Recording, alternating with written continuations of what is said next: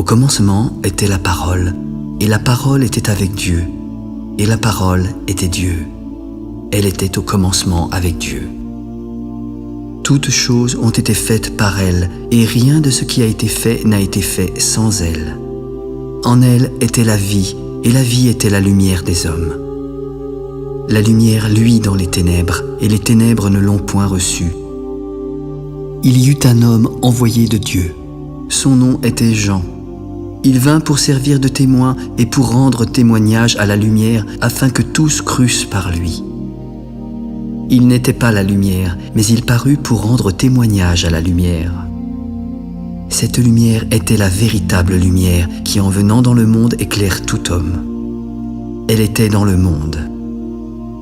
Le monde a été fait par elle, et le monde ne l'a point connue.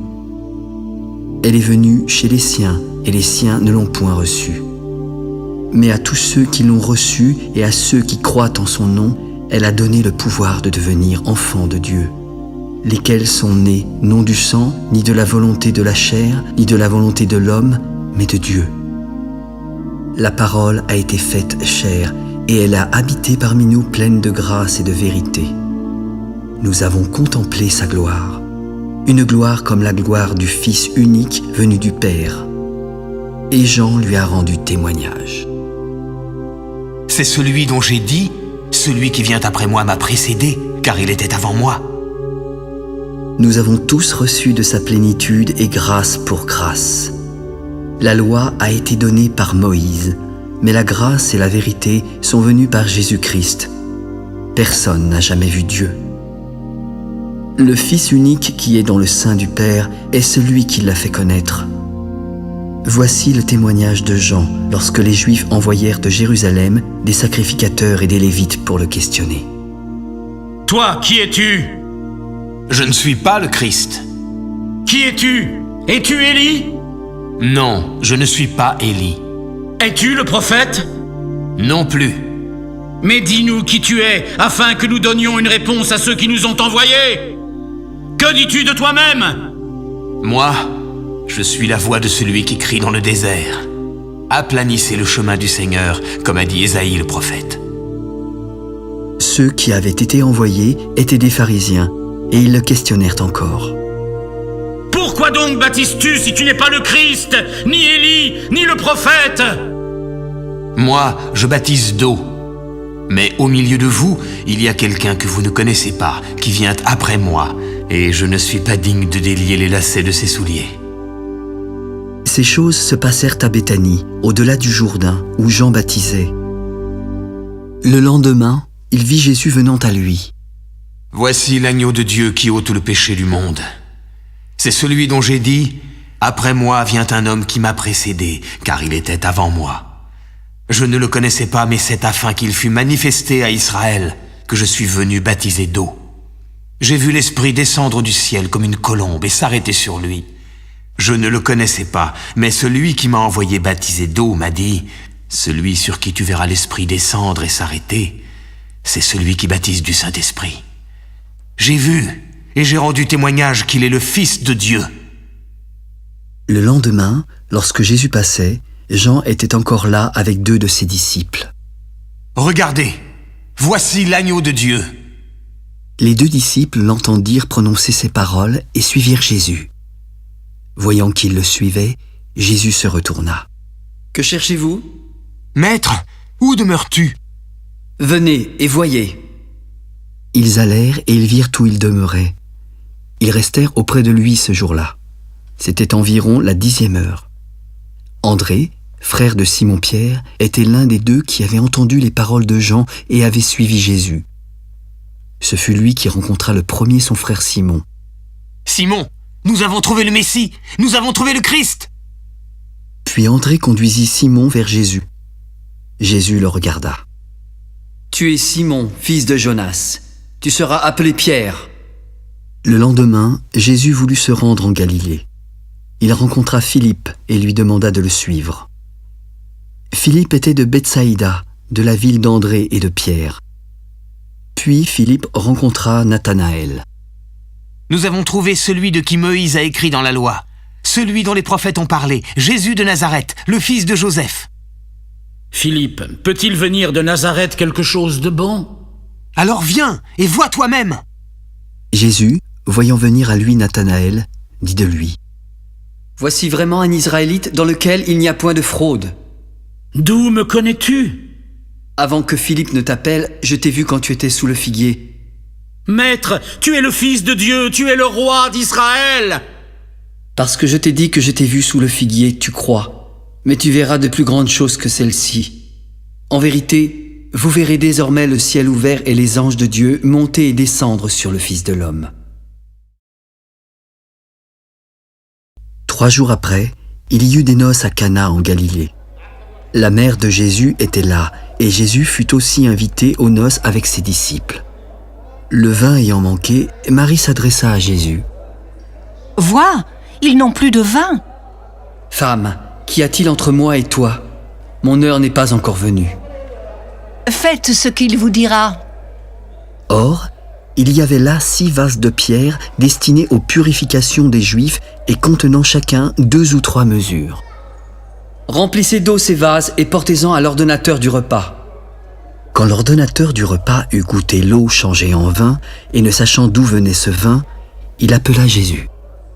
Tout homme sert d'abord le bon vin, puis le moins bon après qu'on se soit enivré. Toi, tu as gardé le bon vin jusqu'à présent. Tel fut, à Cana en Galilée, le premier des miracles que fit Jésus. Il manifesta sa gloire et ses disciples crurent en lui. Après cela, il descendit à Capernaum avec sa mère, ses frères et ses disciples, mais ils n'y demeurèrent que peu de jours. La Pâque des Juifs était proche et Jésus monta à Jérusalem. Il trouva, assis dans le temple, des changeurs ainsi que des vendeurs de bœufs, de brebis et de pigeons. Ayant fait un fouet avec des cordes, il chassa du temple tous les commerçants et leurs animaux. Il dispersa la monnaie des changeurs, renversa les tables et s'adressa aux vendeurs de pigeons. « Ôtez cela d'ici. Ne faites pas de la maison de mon père une maison de trafic. » Ses disciples se souvinrent qu'il est écrit « Le zèle de ta maison me dévore ». Les Juifs prirent alors la parole. « Quel miracle nous montres-tu pour agir de la sorte? » Détruisez ce temple, et en 3 jours je le relèverai. Il a fallu 46 ans pour bâtir ce temple, et toi, en 3 jours, tu le relèveras?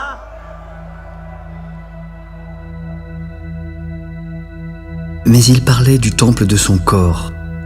C'est pourquoi, lorsqu'il fut ressuscité des morts, ses disciples se souvinrent qu'il avait dit cela et crurent à l'écriture et à la parole que Jésus avait dite. Pendant que Jésus était à Jérusalem, à la fête de Pâques, plusieurs crurent en son nom, voyant les miracles qu'il faisait. Mais Jésus ne se fiait point à eux, parce qu'il les connaissait tous et parce qu'il n'avait pas besoin qu'on lui rendît témoignage d'aucun homme, car il savait lui-même ce qui était dans l'homme.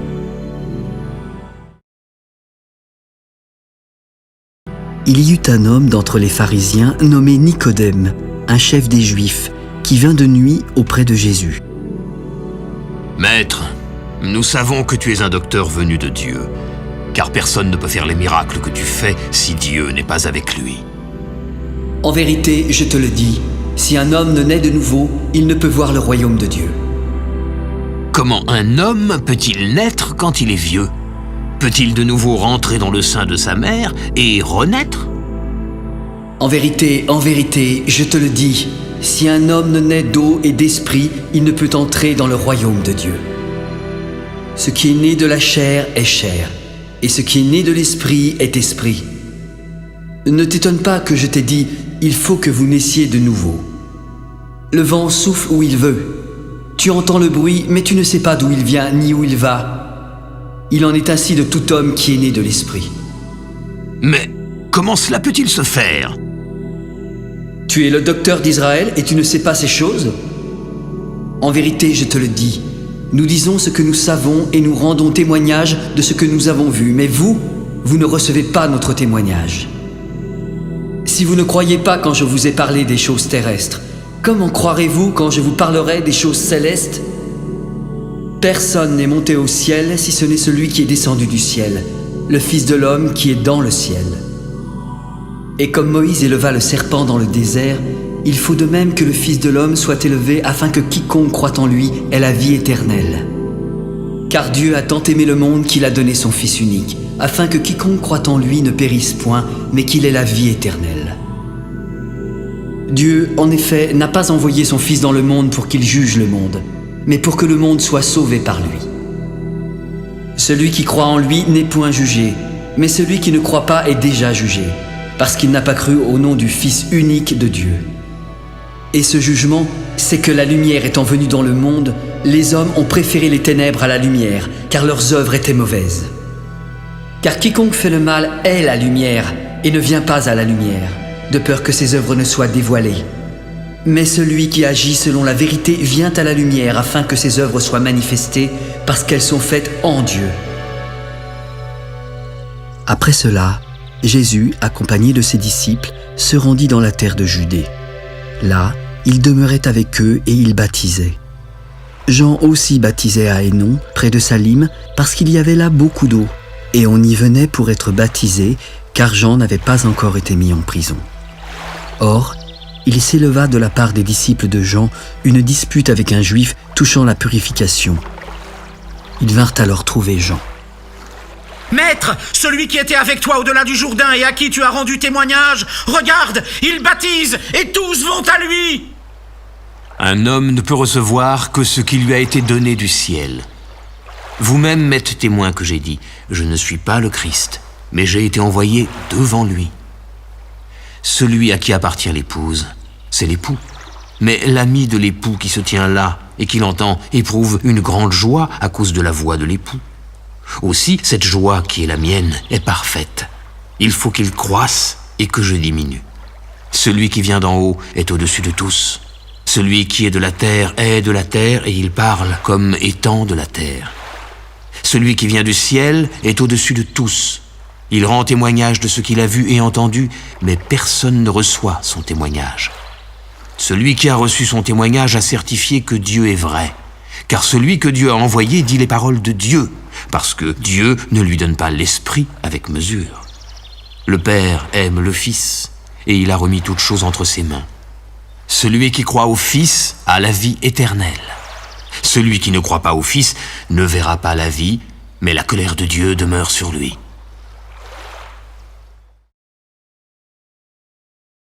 Le Seigneur sut que les pharisiens avaient appris qu'il faisait et baptisait plus de disciples que Jean. Toutefois, Jésus ne baptisait pas lui-même, mais c'étaient ses disciples. Alors il quitta la Judée et retourna en Galilée. Comme il fallait qu'il passât par la Samarie, il arriva dans une ville nommée Sychar, près du champ que Jacob avait donné à Joseph, son fils. Là se trouvait le puits de Jacob, et Jésus, fatigué du voyage, était assis au bord du puits. C'était environ la 6e heure. Une femme de Samarie vint y puiser de l'eau. Ses disciples étant allés en ville pour acheter des vivres, Jésus s'adressa à elle. « Donne-moi à boire. » « Comment toi, qui es juif, me demandes-tu à boire, à moi qui suis une femme samaritaine ?»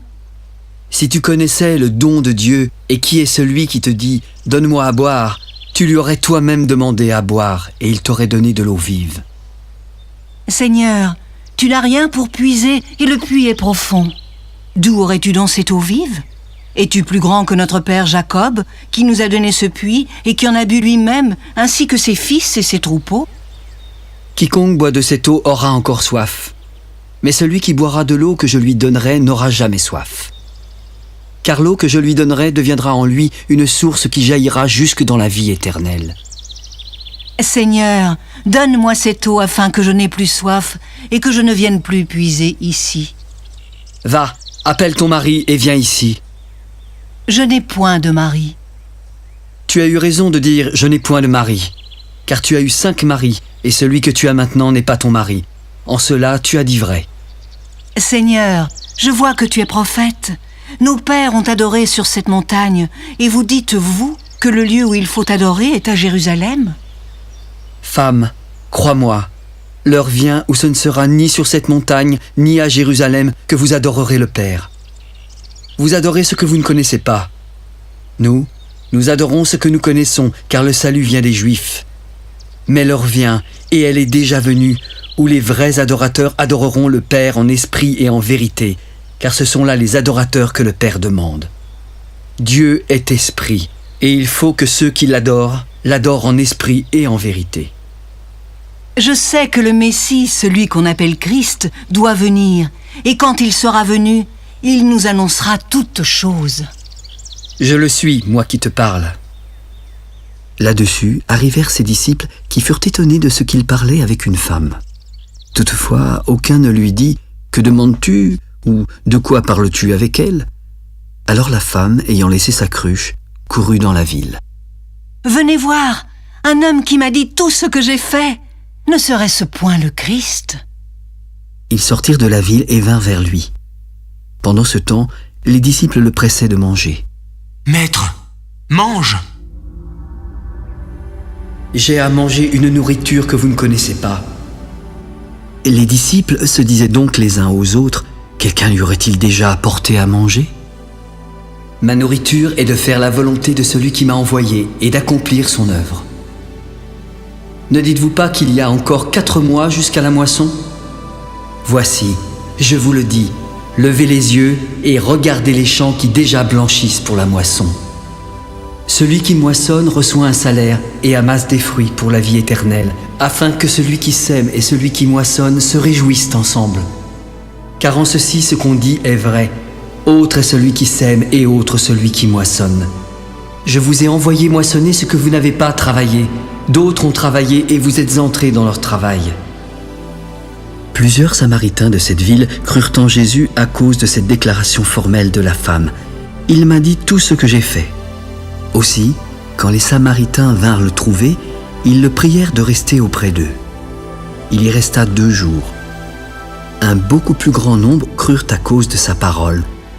Il disait à la femme, « Ce n'est plus à cause de ce que tu as dit que nous croyons, car nous l'avons entendu nous-mêmes, et nous savons qu'il est vraiment le Sauveur du monde. » Après ces 2 jours, Jésus partit de là pour se rendre en Galilée, car il avait déclaré lui-même qu'un prophète n'est pas honoré dans sa propre patrie.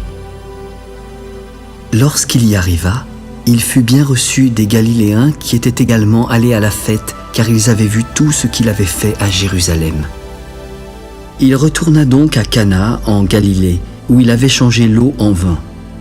Il y avait à Capernaum un officier du roi dont le fils était malade. Ayant appris que Jésus était venu de Judée en Galilée, il alla vers lui, le pria de descendre et de guérir son fils qui était près de mourir. Si vous ne voyez des miracles et des prodiges, vous ne croyez point. L'officier du roi lui dit, « Seigneur, descends avant que mon enfant meure. » Va, ton fils vit. Cet homme s'en alla et crut à la parole que Jésus lui avait dite. Déjà, comme il descendait, ses serviteurs vinrent à sa rencontre. « Ton enfant, il vit. » « À quelle heure s'est-il trouvé mieux ?»« Hier, à la 7e heure, la fièvre l'a quitté. » Le père reconnut que c'était à cette heure-là que Jésus lui avait dit « Ton fils vit ». Et il crut, lui et toute sa maison. Jésus fit encore ce second miracle lorsqu'il fut venu de Judée en Galilée.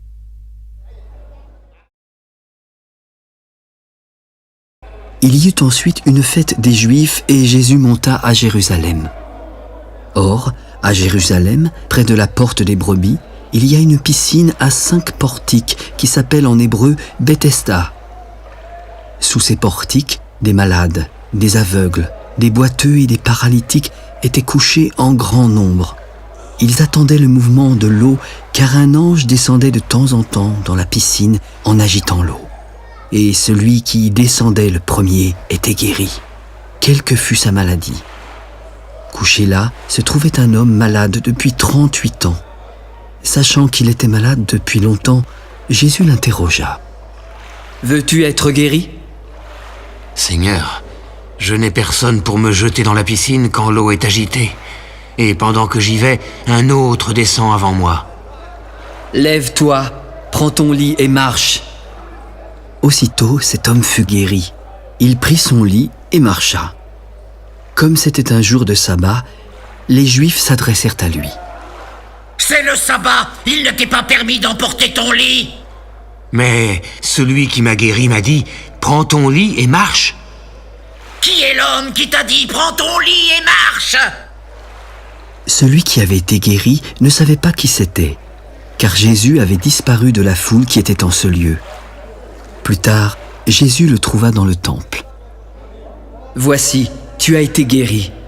Ne pêche plus de peur qu'il ne t'arrive quelque chose de pire. » Cet homme s'en alla en annonçant aux Juifs que c'était Jésus qui l'avait guéri.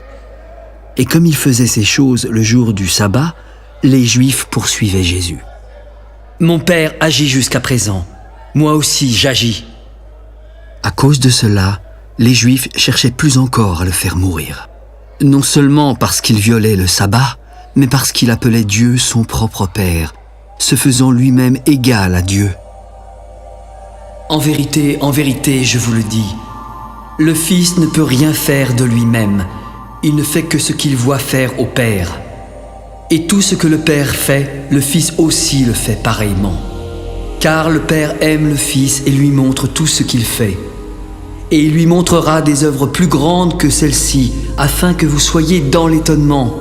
Car comme le Père ressuscite les morts et donne la vie, le Fils donne la vie à qui il veut. Le Père ne juge personne, mais il a remis tout jugement au Fils, afin que tous honorent le Fils comme ils honorent le Père. Celui qui n'honore pas le Fils n'honore pas le Père qui l'a envoyé. En vérité, je vous le dis, celui qui écoute ma parole et qui croit à celui qui m'a envoyé a la vie éternelle et ne vient point en jugement, car il est passé de la mort à la vie.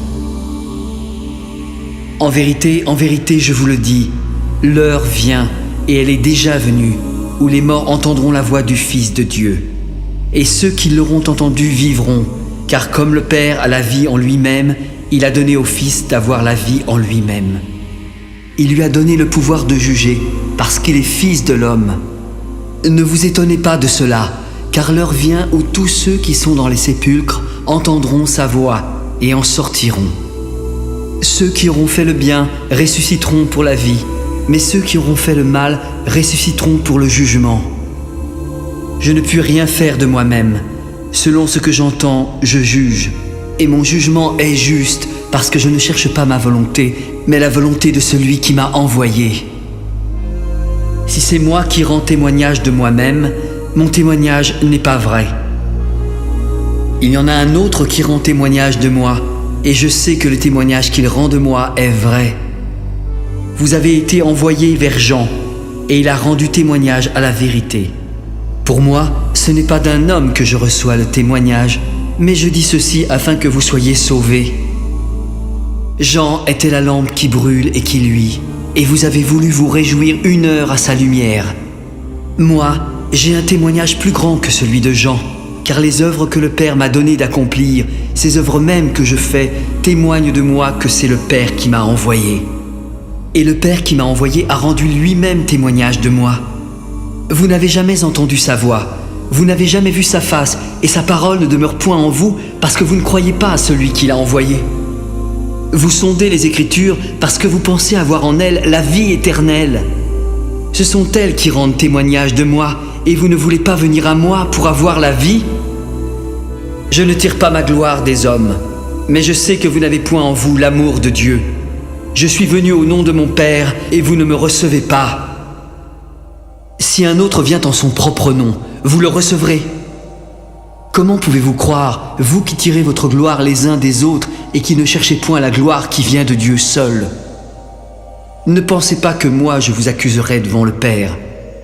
Celui qui vous accuse, c'est Moïse, en qui vous avez mis votre espérance. Car si vous croyez Moïse, vous me croiriez aussi parce qu'il a écrit de moi. Mais si vous ne croyez pas ces écrits, comment croirez-vous à mes paroles? Après cela, Jésus s'en alla de l'autre côté de la mer de Galilée, de Tibériade. Une grande foule le suivait parce qu'elle voyait les miracles qu'il opérait sur les malades. Jésus monta sur la montagne et s'assit avec ses disciples. Or, la Pâque, la fête des Juifs, était proche. Ayant levé les yeux et voyant qu'une grande foule venait à lui, Jésus s'adressa à Philippe afin de l'éprouver. car il savait déjà ce qu'il allait faire. Où achèterons-nous des pains pour que tous ces gens aient à manger ? Les pains qu'on aurait pour 200 deniers ne suffiraient pas pour que chacun en reçût un peu. Un de ses disciples, André, frère de Simon-Pierre, répondit à Jésus. Il y a ici un jeune garçon qui a 5 pains d'orge et 2 poissons, mais qu'est-ce que cela a pour tant de gens ? Faites-les asseoir. Il y avait en ce lieu beaucoup d'herbes.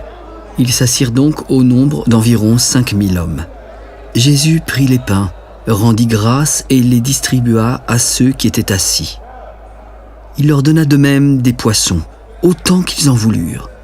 Lorsqu'ils furent rassasiés, il parla à ses disciples. Ramassez les morceaux qui restent afin que rien ne se perde. Après que tous eurent mangé, ils ramassèrent et remplirent 12 paniers avec les morceaux qui restèrent des 5 pains d'orge. Ces gens, ayant vu le miracle que Jésus avait fait, disaient « Celui-ci est vraiment le prophète qui doit venir dans le monde. » Jésus, sachant qu'ils allaient venir l'enlever pour le faire roi, se retira seul de nouveau sur la montagne. Quand le soir fut venu, ses disciples descendirent au bord de la mer. Étant montés dans une barque, ils traversaient la mer pour se rendre à Capernaum. Il faisait déjà nuit et Jésus ne les avait pas encore rejoints. Il soufflait un grand vent et la mer était agitée. Après avoir ramé environ 25 ou 30 stades, ils virent avec crainte Jésus marchant sur la mer et s'approchant de la barque. « C'est moi, n'ayez pas peur !» Ils voulurent le prendre dans la barque, mais aussitôt la barque aborda au lieu où ils allaient. La foule, qui était restée de l'autre côté de la mer, avait remarqué qu'il ne se trouvait là qu'une seule barque et que Jésus n'y était pas monté avec ses disciples, mais qu'ils étaient partis seuls. Le lendemain, comme d'autres barques étaient arrivées de Tibériade, près du lieu où ils avaient mangé le pain après que le Seigneur eut rendu grâce, les gens de la foule, ayant vu que ni Jésus ni ses disciples n'étaient là, montèrent eux-mêmes dans ces barques. Ils allèrent à sa recherche à Capernaum et le trouvèrent au-delà de la mer. « Maître, quand es-tu venu ici ?» En vérité, je vous le dis, vous me cherchez non parce que vous avez vu des miracles, mais parce que vous avez mangé des pains et que vous avez été rassasiés. Travaillez non pour la nourriture qui périt, mais pour celle qui subsiste pour la vie éternelle et que le Fils de l'homme vous donnera, car c'est lui que le Père, que Dieu a marqué de son sceau. Que devons-nous faire pour faire les œuvres de Dieu ? L'œuvre de Dieu, c'est que vous croyez en celui qui l'a envoyé. Quel miracle fais-tu donc afin que nous le voyions et que nous croyions en toi ? Que fais-tu ? Nos pères ont mangé la manne dans le désert, selon ce qui est écrit. Il leur donna le pain du ciel à manger. En vérité, je vous le dis, Moïse ne vous a pas donné le pain du ciel, mais mon Père vous donne le vrai pain du ciel. Car le pain de Dieu, c'est celui qui descend du ciel et qui donne la vie au monde. Seigneur, donne-nous toujours de ce pain. Je suis le pain de vie. Celui qui vient à moi n'aura jamais faim, et celui qui croit en moi n'aura jamais soif. Mais je vous l'ai dit, vous m'avez vu et vous ne croyez pas. Tous ceux que le Père me donne viendront à moi, et je ne mettrai pas dehors celui qui vient à moi. Car je suis descendu du ciel pour faire non ma volonté, mais la volonté de celui qui m'a envoyé. Or, la volonté de celui qui m'a envoyé, c'est que je ne perde rien de tout ce qu'il m'a donné, mais que je le ressuscite au dernier jour. La volonté de mon Père, c'est que quiconque voit le Fils et croit en lui ait la vie éternelle. Et je le ressusciterai au dernier jour. Les Juifs murmuraient à son sujet parce qu'il avait dit « Je suis le pain qui est descendu du ciel ». Et ils disaient « N'est-ce pas là Jésus, le fils de Joseph, celui dont nous connaissons le Père et la Mère ? Comment donc peut-il dire « Je suis descendu du ciel » ? Ne murmurez pas entre vous. Nul ne peut venir à moi si le Père qui m'a envoyé ne l'attire. Et je le ressusciterai au dernier jour. Il est écrit dans les prophètes, « Ils seront tous enseignés de Dieu. » Ainsi, quiconque a entendu le Père et a reçu son enseignement vient à moi. Nul n'a vu le Père si ce n'est celui qui vient de Dieu. Celui-là a vu le Père. En vérité, je vous le dis, celui qui croit en moi a la vie éternelle. Je suis le pain de vie. Vos pères ont mangé la manne dans le désert et ils sont morts. Mais voici, c'est ici le pain qui descend du ciel, afin que celui qui en mange ne meure point. Je suis le pain vivant qui est descendu du ciel. Si quelqu'un mange de ce pain, il vivra éternellement. Et le pain que je donnerai, c'est ma chair que je donnerai pour la vie du monde. » Là-dessus, les Juifs disputaient entre eux, disant « Mais comment peut-il nous donner sa chair à manger ?» En vérité, je vous le dis, si vous ne mangez la chair du Fils de l'homme, et si vous ne buvez son sang, vous n'avez point la vie en vous-même. Celui qui mange ma chair et qui boit mon sang a la vie éternelle, et je le ressusciterai au dernier jour. Car ma chair est vraiment une nourriture, et mon sang est vraiment un breuvage. Celui qui mange ma chair et boit mon sang demeure en moi, et je demeure en lui. Comme le Père qui est vivant m'a envoyé, je vis par le Père. Ainsi, celui qui me mange vivra par moi. C'est ici le pain qui est descendu du ciel. Il n'en est pas comme vos pères qui ont mangé la manne et qui sont morts. Celui qui mange de ce pain vivra éternellement. » Jésus dit ces choses dans la synagogue en enseignant à Capernaum. Plusieurs de ses disciples, après l'avoir entendu, se dirent « Cette parole est dure, qui peut l'écouter ?» Mais Jésus savait en lui-même que ses disciples murmuraient à ce sujet. « Cela vous scandalise-t-il ? Et si vous voyez le Fils de l'homme monter où il était auparavant ? C'est l'Esprit qui vivifie, la chair ne sert à rien. Les paroles que je vous ai dites sont esprit et vie. Mais il en est encore parmi vous qui ne croient point. » Car Jésus savait dès le commencement qui étaient ceux qui ne croyaient point et qui était celui qui le livrerait. « C'est pourquoi je vous ai dit que nul ne peut venir à moi si cela ne lui a été donné par le Père. » Dès ce moment, plusieurs de ses disciples se retirèrent et n'allèrent plus avec lui. Jésus s'adressa ensuite aux 12. « Et vous, ne voulez-vous pas partir ?» Simon-Pierre lui répondit. « Seigneur, à qui irions-nous ? Tu as les paroles de la vie éternelle. Nous avons cru et nous avons connu que tu es le Christ, le Saint de Dieu. » « N'est-ce pas moi qui vous ai choisi, vous, les 12 ? Mais l'un de vous est un démon. » Il parlait de Judas Iscariote, fils de Simon, car c'était lui qui devait le livrer, lui, l'un des 12. Après cela, Jésus parcourait la Galilée. Il ne voulait pas séjourner en Judée, car les Juifs cherchaient à le faire mourir. Or, la fête des Juifs, la fête des tabernacles était proche. Alors ses frères, qui ne croyaient pas non plus en lui adressèrent la parole. « Pars d'ici, et va en Judée afin que tes disciples voient aussi les œuvres que tu fais. Personne n'agit en secret lorsqu'il désire paraître.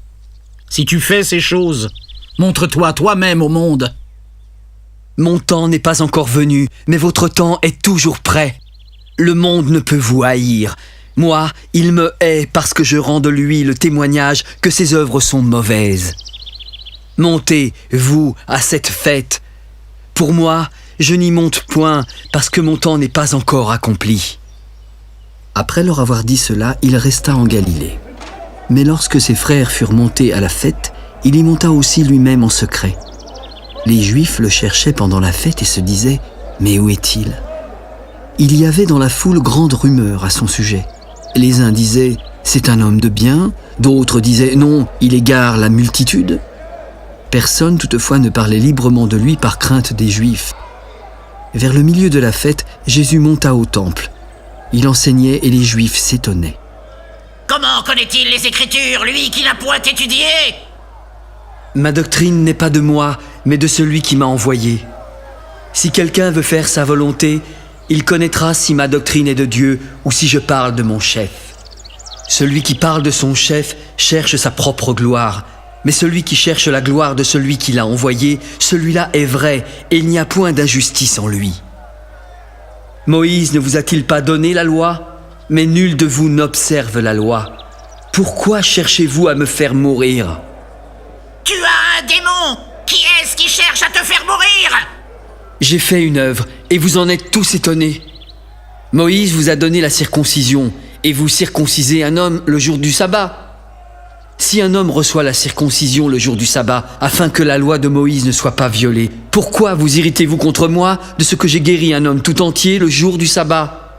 Ne jugez pas selon l'apparence, mais jugez selon la justice. Parmi la foule, quelques habitants de Jérusalem remarquèrent Jésus. N'est-ce pas là celui qu'il cherche à faire mourir? Il parle librement et ils ne lui disent rien. Est-ce que vraiment les chefs auraient reconnu qu'il est le Christ? Cependant, celui-ci, nous savons d'où il est. Mais quand le Christ viendra, personne ne saura d'où il est. Et Jésus continua d'enseigner dans le temple. Vous me connaissez et vous savez d'où je suis. Je ne suis pas venu de moi-même, mais celui qui m'a envoyé est vrai, et vous ne le connaissez pas. Moi, je le connais car je viens de lui, et c'est lui qui m'a envoyé. Il cherchait donc à se saisir de Jésus, mais personne ne put mettre la main sur lui, car son heure n'était pas encore venue, et plusieurs parmi la foule crurent en lui. Il se disait, le Christ, quand il viendra, fera-t-il plus de miracles que n'en a fait celui-ci? Les pharisiens entendirent la foule murmurant de lui ces choses. Alors les principaux sacrificateurs et les pharisiens envoyèrent des huissiers pour le saisir. « Je suis encore avec vous pour un peu de temps, puis je m'en vais vers celui qui m'a envoyé. Vous me chercherez, mais vous ne me trouverez pas, et vous ne pouvez venir où je serai. » Sur quoi les Juifs dirent entre eux, « Où ira-t-il que nous ne le trouvions pas? Ira-t-il parmi ceux qui sont dispersés chez les Grecs? Enseignera-t-il les Grecs? Que signifie cette parole qu'il a dite, « Vous me chercherez, mais vous ne me trouverez pas, et vous ne pouvez venir où je serai. » Le dernier jour, au grand jour de la fête, Jésus se tenait debout. « Si quelqu'un a soif, qu'il vienne à moi et qu'il boive. À celui qui croit en moi, et comme dit l'Écriture, des fleuves d'eau vive couleront de son sein. » Il dit cela de l'Esprit que devaient recevoir ceux qui croiraient en lui. Et l'Esprit n'était pas encore descendu parce que Jésus n'avait pas encore été glorifié. Des gens de la foule ayant entendu ces paroles se disaient « Celui-ci est vraiment le prophète ?» D'autres disaient « C'est le Christ ?» Et d'autres disaient « Est-ce bien de la Galilée que doit venir le Christ ?» L'Écriture ne dit-elle pas que c'est de la postérité de David et du village de Bethléem où était David que le Christ doit venir? Il y eut donc, à cause de lui, division parmi la foule. Quelques-uns d'entre eux voulaient le saisir, mais personne ne mit la main sur lui. Ainsi, les huissiers retournèrent vers les principaux sacrificateurs et les pharisiens. « Mais pourquoi ne l'avez-vous pas amené? Jamais un homme n'a parlé comme cet homme. Est-ce que vous aussi vous avez été séduits? Y a-t-il quelqu'un, des chefs ou des pharisiens, qui ait cru en lui?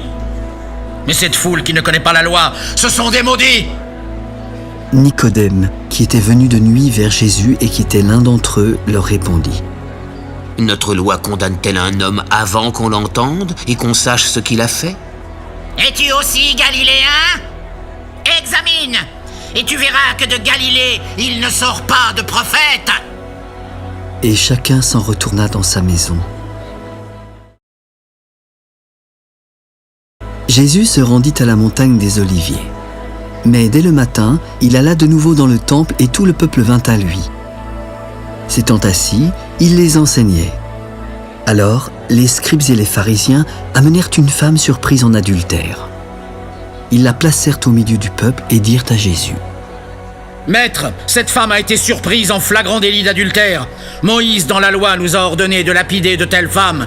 Et toi, que dis-tu » Il disait cela pour l'éprouver afin de pouvoir l'accuser. Mais Jésus, s'étant baissé, écrivait avec le doigt sur la terre. Comme il continuait à l'interroger, il se releva et leur dit « Que celui de vous qui est sans péché jette le premier la pierre contre elle. » Et s'étant de nouveau baissé, il continuait d'écrire sur la terre. Quand ils entendirent cela, accusés par leur conscience, ils se retirèrent un à un, depuis les plus âgés jusqu'aux derniers. Et Jésus resta seul avec la femme qui était là, au milieu. Alors, s'étant relevé et ne voyant plus que la femme, Jésus lui parla. « Femme, où sont ceux qui t'accusaient? Personne ne t'a-t-il condamné? » « Non, Seigneur. » « Alors je ne te condamne pas non plus. va et ne pêche plus. Je suis la lumière du monde. Celui qui me suit ne marchera pas dans les ténèbres, mais il aura la lumière de la vie. Tu rends témoignage de toi-même. Ton témoignage n'est pas vrai.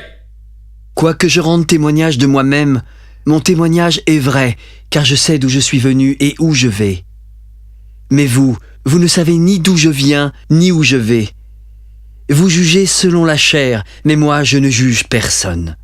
Si je juge, mon jugement est vrai, et je ne suis pas seul, car le Père qui m'a envoyé est avec moi. Il est écrit dans votre loi que le témoignage de 2 hommes est vrai.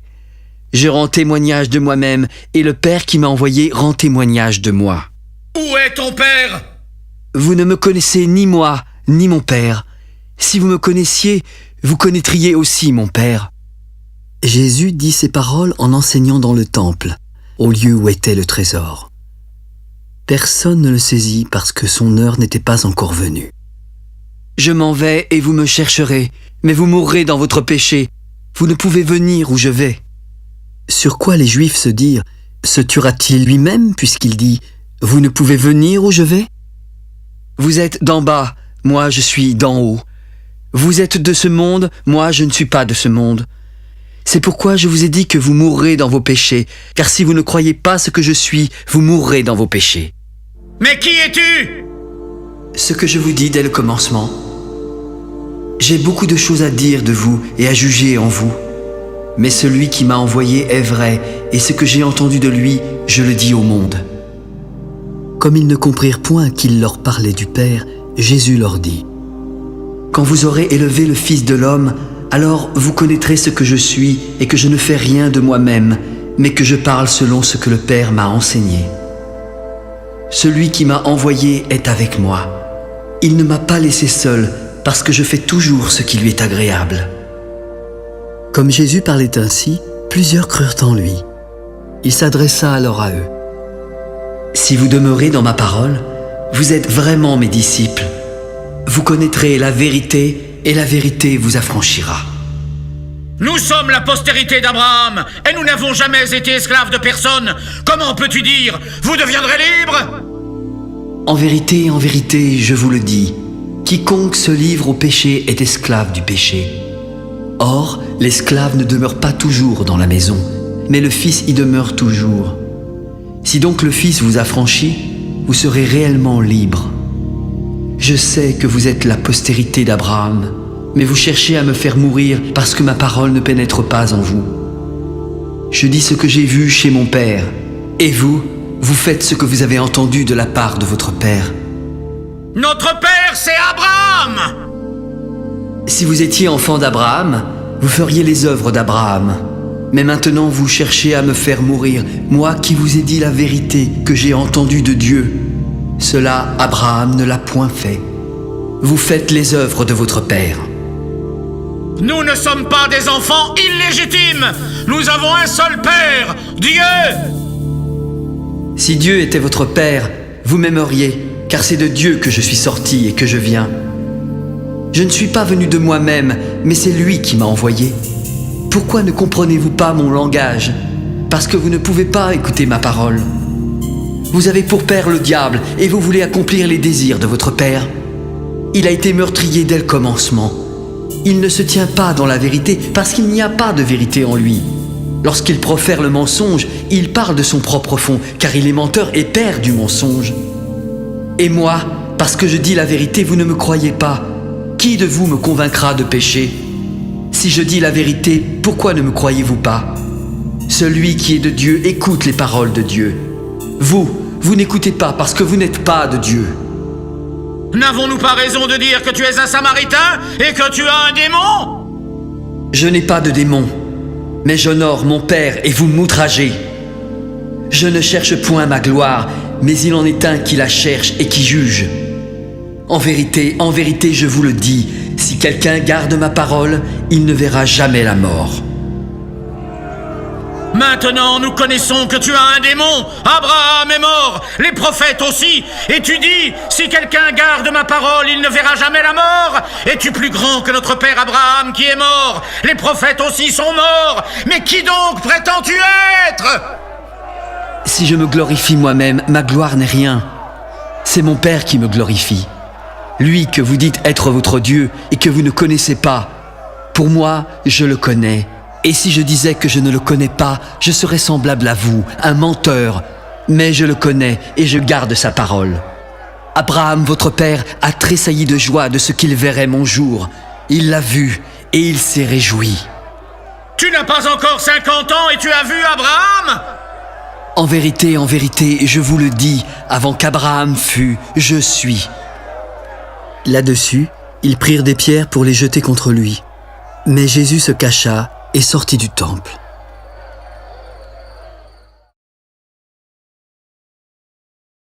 Jésus vit en passant un homme aveugle de naissance. Et ses disciples lui firent cette question. « Maître, qui a péché, cet homme ou ses parents pour qu'il soit né aveugle ?» Ce n'est pas que lui ou ses parents aient péché, mais c'est afin que les œuvres de Dieu soient manifestées en lui. Il faut que je fasse, tandis qu'il fait jour, les œuvres de celui qui m'a envoyé. La nuit vient où personne ne peut travailler. Pendant que je suis dans le monde, je suis la lumière du monde. Après avoir dit cela, il cracha à terre et fit de la boue avec sa salive. Puis il appliqua cette boue sur les yeux de l'aveugle. « Va et lave-toi au réservoir de Siloé. » Il y alla, se lava et s'en retourna voyant clair. Ses voisins et ceux qui auparavant l'avaient connu comme un mendiant disaient « N'est-ce pas celui-là qui se tenait assis et qui mendiait ?» Les uns disaient « C'est lui », d'autres disaient « Non, mais il lui ressemble ». Et lui-même disait « C'est moi ». Comment tes yeux ont-ils été ouverts ? L'homme qu'on appelle Jésus a fait de la boue et a oint mes yeux, puis il m'a dit « Va au réservoir de Siloé et lave-toi ». Alors voici, j'y suis allé, je me suis lavé, et j'ai recouvré la vue. Où est cet homme ? Je ne sais pas. Ils emmenèrent ensuite vers les pharisiens celui qui avait été aveugle. Mais c'était un jour de sabbat que Jésus avait fait de la boue et lui avait ouvert les yeux. Et de nouveau, les pharisiens demandèrent à l'homme comment il avait recouvré la vue. Il a appliqué de la boue sur mes yeux, je me suis lavé et je vois. Cet homme ne vient pas de Dieu car il n'observe pas le sabbat. Comment un homme pécheur peut-il faire de tels miracles ? Et toi, que dis-tu de lui sur ce qu'il t'a ouvert les yeux ? C'est un prophète. Les Juifs ne crurent point qu'il eût été aveugle et qu'il eût recouvré la vue jusqu'à ce qu'il eusse fait venir ses parents. Est-ce là votre fils que vous dites être né aveugle ? Comment donc voit-il maintenant ? Nous savons que c'est notre fils et qu'il est né aveugle. Mais comment il voit maintenant ou qui lui a ouvert les yeux, nous ne le savons pas. Interrogez-le lui-même, il a l'âge, et il parlera de ce qui le concerne. Ses parents dirent cela parce qu'ils craignaient les Juifs, car les Juifs étaient déjà convenus que si quelqu'un reconnaissait Jésus pour le Christ, il serait exclu de la synagogue. C'est pourquoi ses parents dirent « Il a l'âge » et interrogez-le lui-même. Les pharisiens appelèrent une seconde fois l'homme qui avait été aveugle. « Donne gloire à Dieu ! Nous savons que cet homme est un pécheur !» Je ne sais pas s'il est un pécheur, mais je sais une chose, c'est que j'étais aveugle et que maintenant je vois. Que t'a-t-il fait ? Comment t'a-t-il ouvert les yeux ? Je vous l'ai déjà dit et vous ne m'avez pas écouté. Pourquoi voulez-vous l'entendre encore ? Voulez-vous aussi devenir ses disciples ? C'est toi qui es son disciple. Nous sommes les disciples de Moïse. Nous savons que Dieu a parlé à Moïse, mais celui-ci, nous ne savons pas d'où il est. Il est étonnant que vous ne sachiez pas d'où il est. Cependant, il m'a ouvert les yeux. Nous savons que Dieu n'exauce point les pécheurs. Mais si quelqu'un l'honore et fait sa volonté, c'est celui-là qui l'exauce. Jamais on n'a entendu dire que quelqu'un ait ouvert les yeux d'un aveugle-né. Si cet homme ne venait pas de Dieu, il ne pourrait rien faire. Tu es né tout entier dans le péché et tu oses nous enseigner ! Ils le repoussèrent alors violemment. Jésus, ayant appris qu'il l'avait chassé, l'interrogea quand il le rencontra de nouveau. « Crois-tu au Fils de Dieu ?» Et qui est-il, Seigneur, afin que je croie en lui ? Tu l'as vu, et celui qui te parle, c'est lui. Je crois, Seigneur. Je suis venu dans ce monde pour un jugement, afin que ceux qui ne voient point voient, et que ceux qui voient deviennent aveugles. Nous aussi sommes-nous aveugles ? Si vous étiez aveugles, vous n'auriez pas de péché. Mais maintenant, vous dites, nous voyons. C'est pour cela que votre péché subsiste.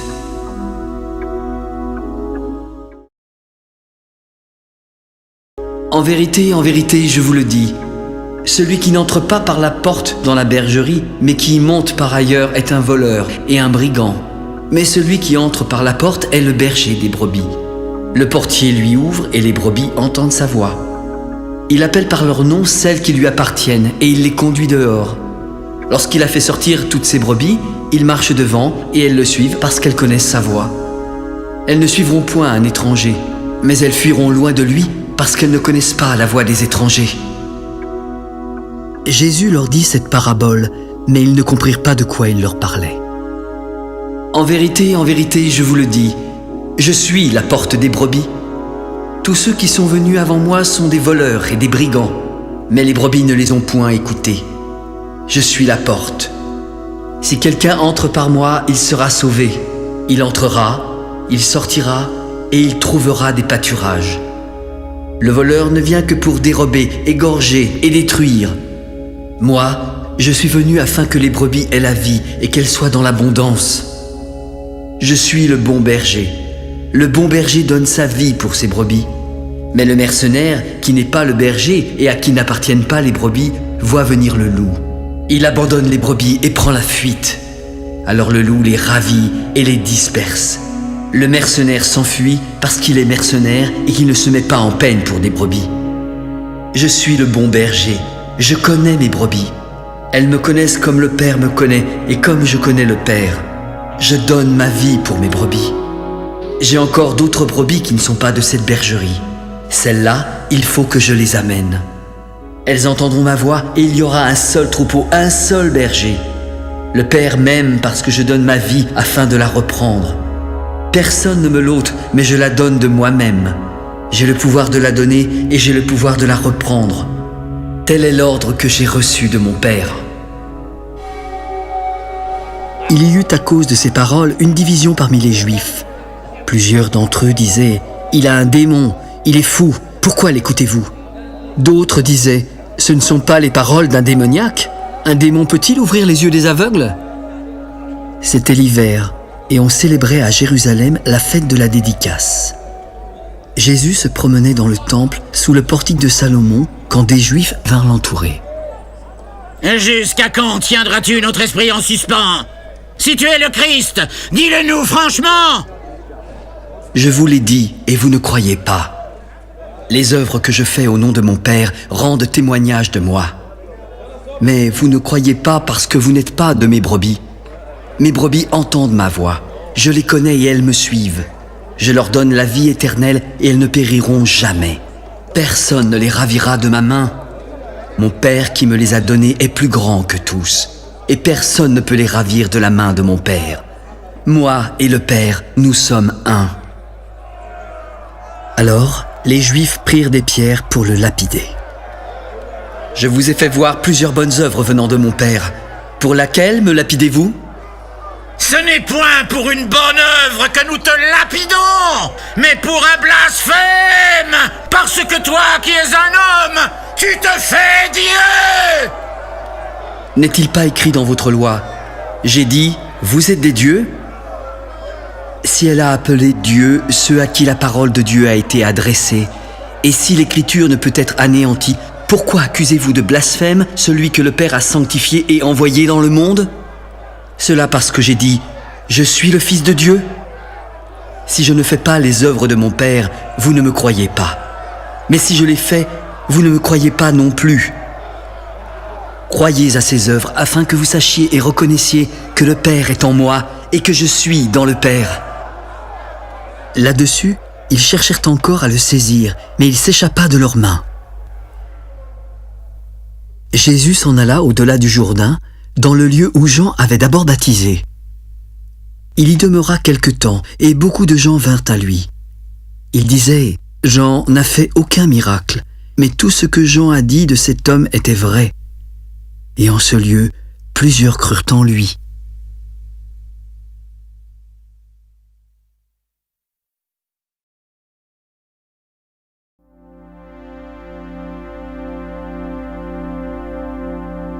Il y avait un homme malade, Lazare, de Béthanie, le village de Marie et de Marthe, sa sœur. C'était cette Marie qui oignit de parfum le Seigneur et qui lui essuya les pieds avec ses cheveux. C'était son frère Lazare qui était malade. Alors les sœurs envoyèrent dire à Jésus: « Seigneur, celui que tu aimes est malade. » Cette maladie n'est point à la mort, mais elle est pour la gloire de Dieu, afin que le Fils de Dieu soit glorifié par elle. Or, Jésus aimait Marthe, sa sœur et Lazare. Quand il eut appris que Lazare était malade, il resta encore 2 jours dans le lieu où il était et dit ensuite aux disciples: « Retournons en Judée. » « Maître, les Juifs cherchaient récemment à te lapider, et tu veux retourner en Judée ?» N'y a-t-il pas 12 heures au jour? Si quelqu'un marche pendant le jour, il ne bronche point parce qu'il voit la lumière de ce monde. Mais si quelqu'un marche pendant la nuit, il bronche parce que la lumière n'est pas en lui. Lazare, notre ami, dort, mais je vais le réveiller. « Seigneur, s'il dort, il sera guéri. » Jésus avait parlé de sa mort, mais ils crurent qu'il parlait de l'assoupissement du sommeil. Alors il leur dit ouvertement: « Lazare est mort. Mais à cause de vous, et afin que vous croyiez, je me réjouis de ce que je n'étais pas là. Allons vers lui. » Sur quoi Thomas, appelé Didyme, s'adressa aux autres disciples: « Allons aussi, afin de mourir avec lui. » Jésus, étant arrivé, trouva Lazare qui était déjà dans le sépulcre depuis 4 jours. Et comme Béthanie était près de Jérusalem, à 15 stades environ, beaucoup de Juifs étaient venus vers Marthe et Marie pour les consoler de la mort de leur frère. Lorsque Marthe apprit que Jésus arrivait, elle alla au-devant de lui, tandis que Marie se tenait assise à la maison. Puis Marthe dit à Jésus: « Seigneur, si tu avais été là, mon frère ne serait pas mort. Mais maintenant même, je sais que tout ce que tu demanderas à Dieu, Dieu te l'accordera. » Ton frère ressuscitera. Je sais qu'il ressuscitera à la résurrection, au dernier jour. Je suis la résurrection et la vie. Celui qui croit en moi vivra quand même il serait mort, et quiconque vit et croit en moi ne mourra jamais. Crois-tu cela? Oui, Seigneur. Je crois que tu es le Christ, le Fils de Dieu qui devait venir dans le monde. Ayant ainsi parlé, elle s'en alla. Puis elle appela secrètement Marie, sa sœur. « Marie, le Maître est ici et il te demande. » Dès que Marie eut entendu, elle se leva promptement et alla vers lui, car Jésus n'était pas encore entré dans le village, mais il était encore dans le lieu où Marthe l'avait rencontré. Les Juifs qui étaient avec Marie dans la maison et qui la consolaient, l'ayant vue se lever promptement et sortir, la suivirent en se disant: « Elle va certainement au sépulcre pour y pleurer. » Lorsque Marie fut arrivée là où était Jésus et qu'elle le vit, elle tomba à ses pieds. « Seigneur, si tu avais été là, mon frère ne serait pas mort. » Jésus, la voyant pleurer, elle et les Juifs qui étaient venus avec elle, frémit en son esprit et fut ému. « Où l'avez-vous mis ?» ?»« Seigneur, lui répondirent-ils, viens et vois. » Jésus pleura. Sur quoi les Juifs dirent: « Voyez comme il l'aimait. » Et quelques-uns d'entre eux se dirent: « Lui qui a ouvert les yeux de l'aveugle, ne pouvait-il pas faire aussi que cet homme ne mourût point ?» Jésus, frémissant de nouveau en lui-même, se rendit au sépulcre. C'était une grotte, et une pierre était placée devant. « Ôtez la pierre. »« Seigneur, il sent déjà, car il y a 4 jours qu'il est là. » Ne t'ai-je pas dit que si tu crois, tu verras la gloire de Dieu ? Ils ôtèrent la pierre, et Jésus leva les yeux au ciel. « Père, je te rends grâce de ce que tu m'as exaucé. Pour moi, je savais que tu m'exauces toujours, mais j'ai parlé à cause de la foule qui m'entoure, afin qu'ils croient que c'est toi qui m'as envoyé. Lazare, sors !» Et le mort sortit, les pieds et les mains liés de bandes et le visage enveloppé d'un linge. « Déliez-le et laissez-le aller. » Plusieurs des Juifs qui étaient venus vers Marie et qui virent ce que fit Jésus crurent en lui. Mais quelques-uns d'entre eux allèrent trouver les pharisiens et leur dire ce que Jésus avait fait. Alors, les principaux sacrificateurs et les pharisiens assemblèrent le Sanhédrin. Qu'allons-nous faire? Car cet homme fait beaucoup de miracles. Si nous le laissons agir, tous croiront en lui et les Romains viendront détruire notre ville et notre nation. » L'un d'eux, Caïphe, qui était souverain sacrificateur cette année-là, leur dit: « Vous ne comprenez rien. Vous ne réfléchissez pas qu'il est dans votre intérêt qu'un seul homme meure pour le peuple et que la nation entière ne périsse pas. » Or, il ne dit pas cela de lui-même. Mais étant souverain sacrificateur cette année-là, il prophétisa que Jésus devait mourir pour la nation. Et ce n'était pas pour la nation seulement, c'était aussi afin de réunir en un seul corps les enfants de Dieu dispersés. Dès ce jour, ils résolurent de le faire mourir. C'est pourquoi Jésus ne se montra plus ouvertement parmi les Juifs. Il se retira dans la contrée voisine du désert, dans une ville appelée Éphraïm, afin d'y demeurer avec ses disciples. La Pâque des Juifs était proche, et beaucoup de gens du pays montèrent à Jérusalem avant la Pâque pour se purifier. Ils cherchaient Jésus et se disaient les uns aux autres dans le temple: « Qu'en pensez-vous? Viendra-t-il à la fête ?» Or, les principaux sacrificateurs et les pharisiens avaient donné l'ordre que si quelqu'un savait où il était, il le déclarât afin qu'on se saisît de lui.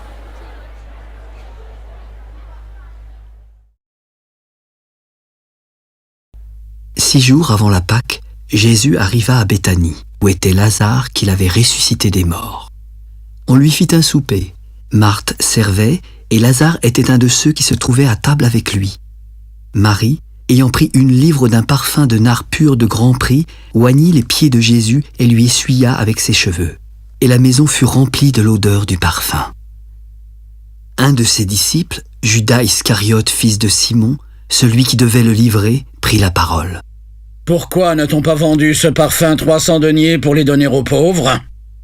Il disait cela non car il se mit en peine des pauvres, mais parce qu'il était voleur et que, tenant la bourse, il prenait ce qu'on y mettait. « Laisse-la garder ce parfum pour le jour de ma sépulture. Vous avez toujours les pauvres avec vous, mais vous ne m'avez pas toujours. » Une grande multitude de Juifs apprirent que Jésus était à Béthanie. Ils y vinrent non pas seulement à cause de lui, mais aussi pour voir Lazare qu'il avait ressuscité des morts.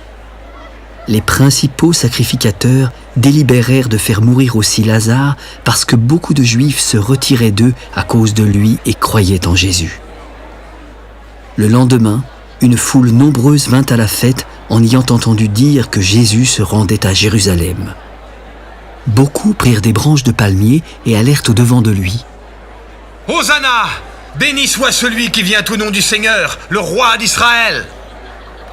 Jésus trouva un ânon et s'assit dessus, selon ce qui est écrit.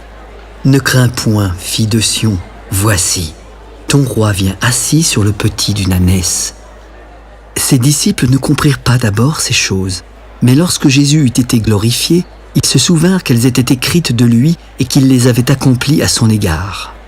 Tous ceux qui étaient avec Jésus quand il appela Lazare du sépulcre et le ressuscita des morts lui rendaient témoignage. Et la foule vint au-devant de lui parce qu'elle avait appris qu'il avait fait ce miracle.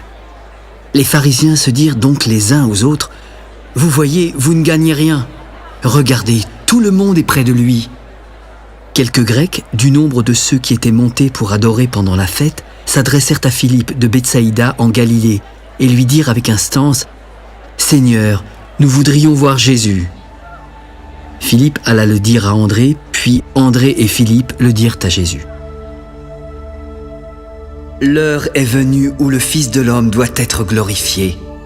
En vérité, je vous le dis, si le grain de blé qui est tombé en terre ne meurt, il reste seul. Mais s'il meurt, il porte beaucoup de fruits. Celui qui aime sa vie la perdra, et celui qui hait sa vie dans ce monde la conservera pour la vie éternelle. Si quelqu'un me sert, qu'il me suive, et là où je suis, là aussi sera mon serviteur. Si quelqu'un me sert, le Père l'honorera. Maintenant, mon âme est troublée. Et que dirais-je? Père, délivre-moi de cette heure. Mais c'est pour cela que je suis venu jusqu'à cette heure. Père, glorifie ton nom. Et voici, une voix vint du ciel. Je l'ai glorifié, et je le glorifierai encore. La foule qui était là et qui avait entendu disait que c'était un tonnerre. D'autres disaient, un ange lui a parlé. Ce n'est pas à cause de moi que cette voix s'est fait entendre, mais c'est à cause de vous. Maintenant a lieu le jugement de ce monde. Maintenant, le prince de ce monde sera jeté dehors. Et moi, quand j'aurai été élevé de la terre, j'attirerai tous les hommes à moi. » En parlant ainsi, il indiquait de quelle mort il devait mourir. Et la foule le questionna. « Nous avons appris par la loi que le Christ demeure éternellement. Comment donc peux-tu dire « Il faut que le Fils de l'homme soit élevé » ? Et qui est ce Fils de l'homme ? La lumière est encore pour un peu de temps au milieu de vous. Marchez pendant que vous avez la lumière, afin que les ténèbres ne vous surprennent pas. Celui qui marche dans les ténèbres ne sait pas où il va. Pendant que vous avez la lumière, croyez en la lumière, afin que vous soyez des enfants de lumière. » Jésus dit ces choses, puis s'en alla et se cacha loin d'eux. Malgré tant de miracles qu'il avait faits en leur présence, ils ne croyaient pas en lui, afin que s'accomplît la parole qu'Ésaïe, le prophète, a prononcée. « Seigneur, qui a cru à notre prédication ? Et à qui le bras du Seigneur a-t-il été révélé ?» Aussi ne pouvaient-ils croire, parce qu'Ésaïe a dit encore « Il a aveuglé leurs yeux, et il a endurci leur cœur de peur qu'ils ne voient des yeux, qu'ils ne comprennent du cœur, qu'ils ne se convertissent et que je ne les guérisse. » Ésaïe a dit ces choses lorsqu'il vit sa gloire et qu'il parla de lui. Cependant, même parmi les chefs, plusieurs crurent en lui.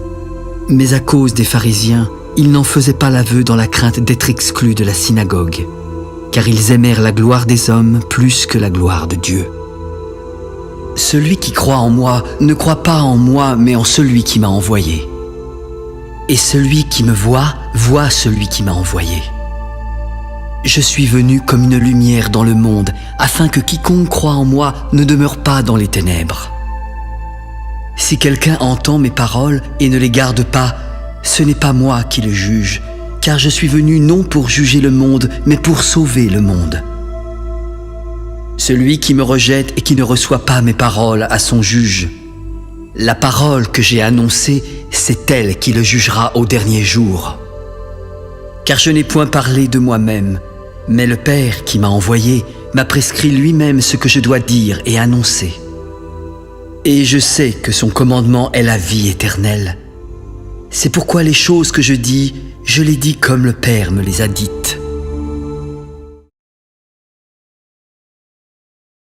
Avant la fête de Pâques, Jésus, sachant que son heure était venue de passer de ce monde au Père, et ayant aimé les siens qui étaient dans le monde, mit le comble à son amour pour eux. Pendant le souper, le diable avait déjà inspiré au cœur de Judas Iscariote, fils de Simon, le dessein de livrer Jésus.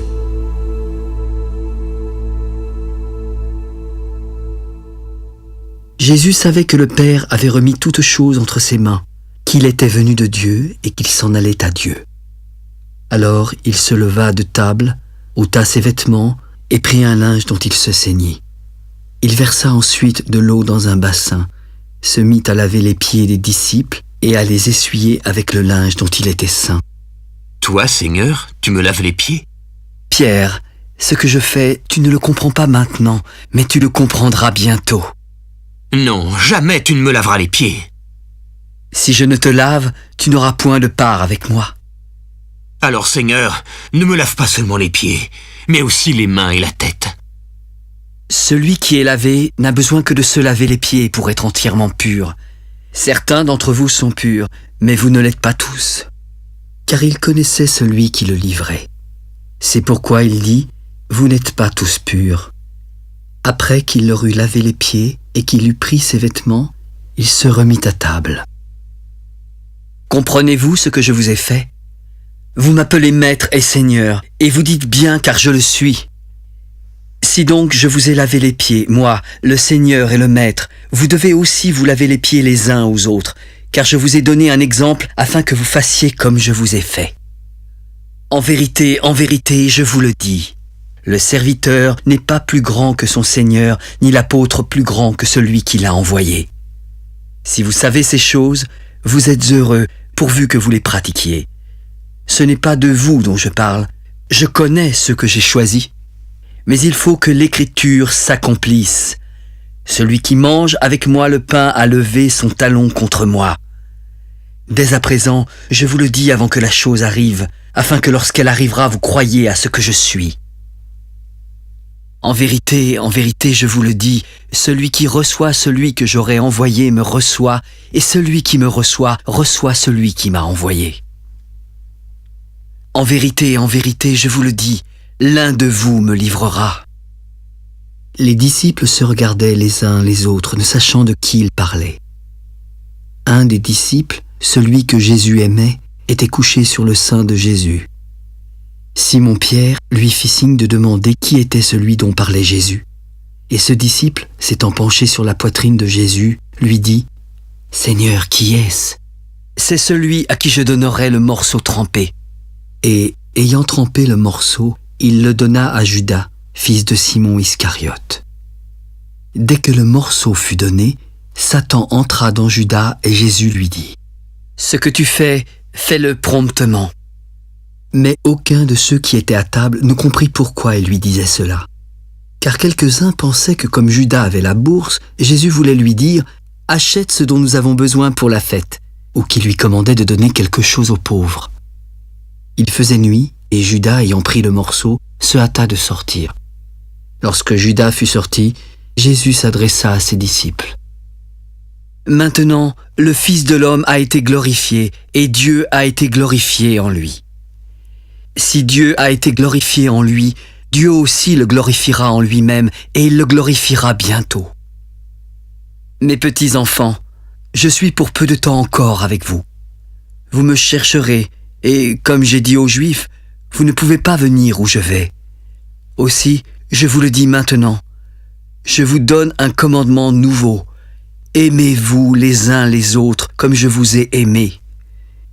Vous aussi aimez-vous les uns les autres, car si vous avez de l'amour les uns pour les autres, tous connaîtront que vous êtes mes disciples. » Simon-Pierre lui dit « Seigneur, où vas-tu » ?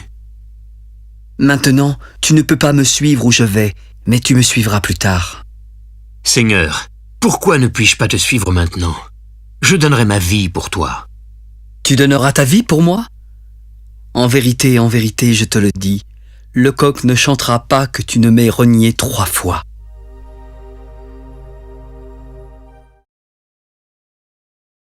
Que votre cœur ne se trouble point. Croyez en Dieu et croyez en moi. Il y a plusieurs demeures dans la maison de mon Père. Si cela n'était pas, je vous l'aurais dit. Je vais vous préparer une place. Lorsque je m'en serai allé et que je vous aurai préparé une place, je reviendrai pour vous prendre avec moi, afin que là où je suis, vous y soyez aussi. Vous savez où je vais, et vous en connaissez le chemin. Thomas lui dit « Seigneur, nous ne savons où tu vas. Comment pouvons-nous en connaître le chemin ? » Je suis le chemin, la vérité et la vie. Nul ne vient au Père que par moi. Si vous me connaissiez, vous connaîtriez aussi mon Père. Et dès maintenant, vous le connaissez et vous l'avez vu. Seigneur, montre-nous le Père, et cela nous suffit. Il y a si longtemps que je suis avec vous, et tu ne m'as pas connu, Philippe ? Celui qui m'a vu a vu le Père. Comment peux-tu dire « Montre-nous le Père » ? Ne crois-tu pas que je suis dans le Père et que le Père est en moi ? Les paroles que je vous dis, je ne les dis pas de moi-même. C'est le Père qui demeure en moi qui fait les œuvres. Croyez-moi, je suis dans le Père et le Père est en moi. Croyez du moins à cause de ses œuvres. En vérité, je vous le dis, celui qui croit en moi fera aussi les œuvres que je fais, et il en fera de plus grandes parce que je m'en vais au Père. Et tout ce que vous demanderez en mon nom, je le ferai afin que le Père soit glorifié dans le Fils. Si vous demandez quelque chose en mon nom, je le ferai. Si vous m'aimez, gardez mes commandements. Je prierai le Père, et il vous donnera un autre consolateur qui demeurera éternellement avec vous. L'Esprit de vérité que le monde ne peut recevoir parce qu'il ne le voit point et ne le connaît point. Mais vous, vous le connaissez, car il demeure avec vous et il sera en vous. Je ne vous laisserai pas orphelin, je viendrai à vous. Encore un peu de temps et le monde ne me verra plus. Mais vous, vous me verrez, car je vis et vous vivrez aussi. En ce jour-là, vous connaîtrez que je suis en mon Père, que vous êtes en moi et que je suis en vous. Celui qui a mes commandements et qui les garde, c'est celui qui m'aime. Et celui qui m'aime sera aimé de mon Père. Je l'aimerai et je me ferai connaître à lui. Seigneur, d'où vient que tu te feras connaître à nous et non au monde? Si quelqu'un m'aime, il gardera ma parole et mon Père l'aimera. Nous viendrons à lui et nous ferons notre demeure chez lui. Celui qui ne m'aime pas ne garde point mes paroles. La parole que vous entendez n'est pas de moi, mais du Père qui m'a envoyé. Je vous ai dit ces choses pendant que je demeure avec vous. Mais le Consolateur, le Saint-Esprit que le Père enverra en mon nom, vous enseignera toutes choses et vous rappellera tout ce que je vous ai dit.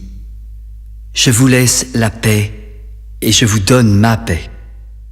Je ne vous donne pas comme le monde donne, que votre cœur ne se trouble point et ne s'alarme point. Vous avez entendu que je vous ai dit, je m'en vais et je reviens vers vous. Si vous m'aimiez, vous vous réjouiriez de ce que je vais au Père, car le Père est plus grand que moi. Et maintenant, je vous ai dit ces choses avant qu'elles arrivent, afin que lorsqu'elles arriveront, vous croyiez. Je ne parlerai plus guère avec vous, car le prince du monde vient. Il n'a rien en moi, mais afin que le monde sache que j'aime le Père et que j'agis selon l'ordre que le Père m'a donné, levez-vous et partons d'ici. Je suis le vrai cep et mon Père est le vigneron. Tout sarment qui est en moi et qui ne porte pas de fruit, il le retranche. Et tout sarment qui porte du fruit, il l'émonde afin qu'il porte encore plus de fruits. Déjà, vous êtes purs à cause de la parole que je vous ai annoncée. Demeurez en moi et je demeurerai en vous. Comme le sarment ne peut pas de lui-même porter du fruit s'il ne demeure attaché au cep, ainsi vous ne le pouvez non plus si vous ne demeurez en moi. Je suis le cep, vous êtes les sarments. Celui qui demeure en moi et en qui je demeure porte beaucoup de fruits, car sans moi, vous ne pouvez rien faire. Si quelqu'un ne demeure pas en moi, il est jeté dehors comme le sarment et il sèche. Puis on ramasse les sarments, on les jette au feu et ils brûlent. Si vous demeurez en moi et que mes paroles demeurent en vous, demandez ce que vous voudrez et cela vous sera accordé. Si vous portez beaucoup de fruits, mon Père sera glorifié et vous serez mes disciples. Comme le Père m'a aimé, je vous ai aussi aimé. Demeurez dans mon amour. Si vous gardez mes commandements, vous demeurerez dans mon amour, comme j'ai moi-même gardé les commandements de mon Père et que je demeure dans son amour. Je vous ai dit ces choses afin que ma joie soit en vous et que votre joie soit parfaite. C'est ici mon commandement. Aimez-vous les uns les autres comme je vous ai aimés. Il n'y a pas de plus grand amour que de donner sa vie pour ses amis. Vous êtes mes amis si vous faites ce que je vous commande. Je ne vous appelle plus serviteur, parce que le serviteur ne sait pas ce que fait son maître. Mais je vous ai appelé ami parce que je vous ai fait connaître tout ce que j'ai appris de mon Père. Ce n'est pas vous qui m'avez choisi, mais moi je vous ai choisi et je vous ai établi afin que vous alliez et que vous portiez du fruit, afin que votre fruit demeure et que ce que vous demanderez au Père en mon nom, il vous le donne. Ce que je vous commande, c'est de vous aimer les uns les autres. Si le monde vous hait, sachez qu'il m'a haï avant vous. Si vous étiez du monde, le monde aimerait ce qui est à lui. Mais parce que vous n'êtes pas du monde et que je vous ai choisi du milieu du monde, à cause de cela, le monde vous hait. Souvenez-vous de la parole que je vous ai dite. Le serviteur n'est pas plus grand que son maître. S'ils m'ont persécuté, ils vous persécuteront aussi. S'ils ont gardé ma parole, ils garderont aussi la vôtre. Mais ils vous feront toutes ces choses à cause de mon nom parce qu'ils ne connaissent pas celui qui m'a envoyé. Si je n'étais pas venu et que je ne leur eusse point parlé, ils n'auraient pas de péché. Mais maintenant, ils n'ont aucune excuse de leur péché. Celui qui me hait est aussi mon Père. Si je n'avais pas fait parmi eux des œuvres que nul autre n'a faites, ils n'auraient pas de péché. Mais maintenant, ils les ont vus et ils nous ont haïs, moi et mon Père.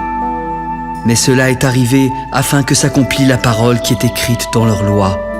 Ils m'ont haï sans cause. Quand sera venu le Consolateur que je vous enverrai de la part du Père, l'Esprit de vérité qui vient du Père, il rendra témoignage de moi. Et vous aussi, vous rendrez témoignage parce que vous êtes avec moi dès le commencement.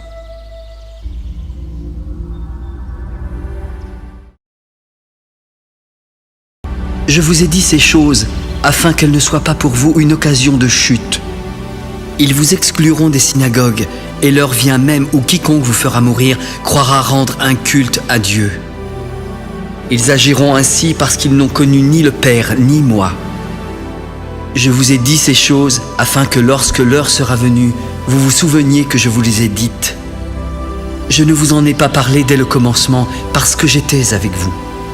Maintenant, je m'en vais vers celui qui m'a envoyé, et aucun de vous ne me demande « Où vas-tu » Mais parce que je vous ai dit ces choses, la tristesse a rempli votre cœur. Cependant, je vous dis la vérité. Il vous est avantageux que je m'en aille, car si je ne m'en vais pas, le Consolateur ne viendra pas vers vous. Et si je m'en vais, je vous l'enverrai. Lorsqu'il sera là, il convaincra le monde en ce qui concerne le péché, la justice et le jugement. Le péché parce qu'il ne croit pas en moi, la justice parce que je vais au Père et que vous ne me verrez plus, et le jugement parce que le prince de ce monde est jugé. J'ai encore beaucoup de choses à vous dire, mais vous ne pouvez pas les porter maintenant. Quand le Consolateur, l'Esprit de vérité, sera venu, il vous conduira dans toute la vérité, car il ne parlera pas de lui-même, mais il dira tout ce qu'il aura entendu, et il vous annoncera les choses à venir. Il me glorifiera parce qu'il prendra de ce qui est à moi et vous l'annoncera.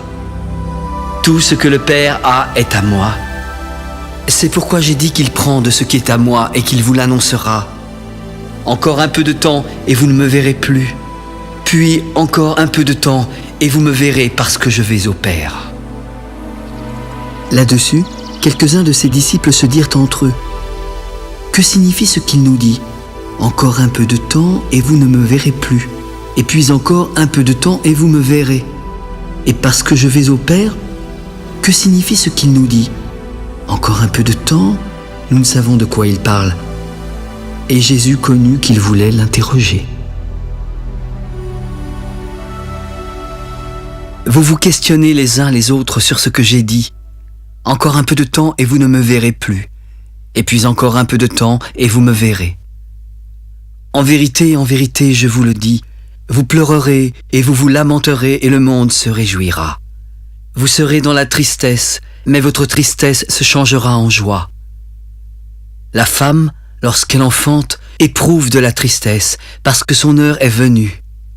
Mais lorsqu'elle a donné le jour à l'enfant, elle ne se souvient plus de la souffrance à cause de la joie qu'elle a de ce qu'un homme est né dans le monde.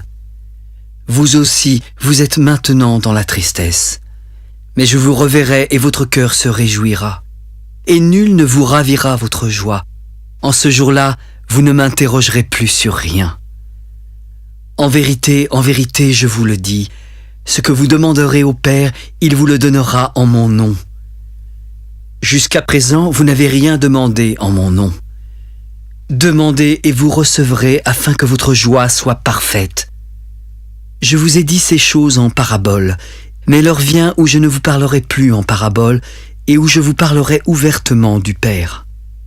En ce jour, vous demanderez en mon nom et je ne vous dis pas que je prierai le Père pour vous, car le Père lui-même vous aime parce que vous m'avez aimé et que vous avez cru que je suis sorti de Dieu. Je suis sorti du Père et je suis venu dans le monde. Maintenant, je quitte le monde et je vais au Père. Maintenant tu parles ouvertement et tu n'emploies aucune parabole. Maintenant nous savons que tu sais toutes choses et que tu n'as pas besoin que personne ne t'interroge. C'est pourquoi nous croyons que tu es sorti de Dieu. Vous croyez maintenant ? Voici, l'heure vient et elle est déjà venue où vous serez dispersés chacun de votre côté et où vous me laisserez seul. Mais je ne suis pas seul, car le Père est avec moi. Je vous ai dit ces choses afin que vous ayez la paix en moi. Vous aurez des tribulations dans le monde, mais prenez courage, j'ai vaincu le monde.